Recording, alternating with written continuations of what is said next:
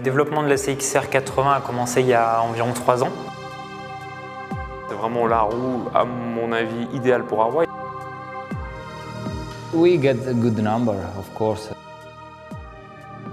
It's made for racing, it's not made for just the laboratory. Yes! It feels like you're over your limit the whole time, so you don't feel anything. Le développement de la CXR 80 a commencé avec des maquettes de forme de la jante. On a testé plusieurs maquettes jusqu'à aboutir à la forme optimale qui est aujourd'hui celle de la CXR 80. Ensuite, on a rajouté le flap, donc le flap qui vient faire la liaison entre le pneu et la jante, qui vient ajouter encore un gain en termes de performance. Et la troisième étape de développement, ça a été le boyau, qui est finalement la première chose que l'écoulement d'air voit en arrivant devant la roue. Et le boyau a permis de finaliser l'ensemble de la CXR pour avoir quelque chose de très performant.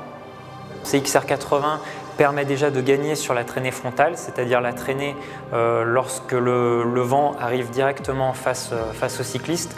Donc ce qui aide beaucoup à ça, c'est la forme de la jante avec le pneu, donc finalement la forme globale du produit. La forme et la structure qu'il y a sur le pneu, elle va permettre de réduire la traînée lorsqu'on a un angle d'incidence. On observe un phénomène de décrochement à partir de 18 degrés, ce qui veut dire qu'avant 18 degrés, on a une roue qui est vraiment très performante et c'est quelque chose qu'on observe chez aucun de nos concurrents. Personne ne va aussi loin sur les angles.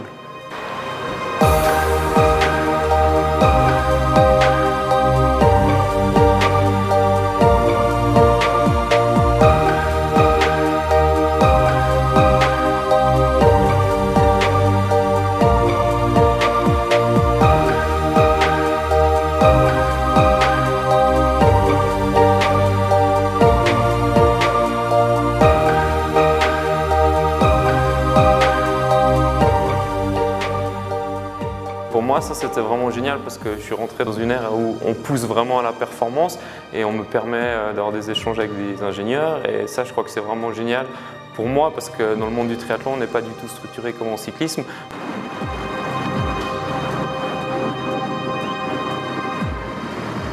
Every time you have to learn, every day.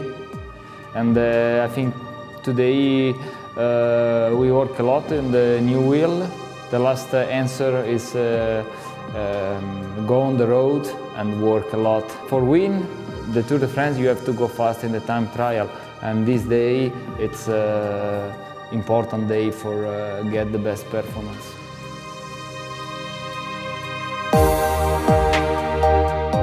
So I worked with Mavic on many aerodynamics projects, mainly working with wind tunnel data, how to go about doing wind tunnel tests, collaborating on what was important for us in terms of aerodynamics from wheels perspective, and what would help us improve the aerodynamics of the overall bicycle.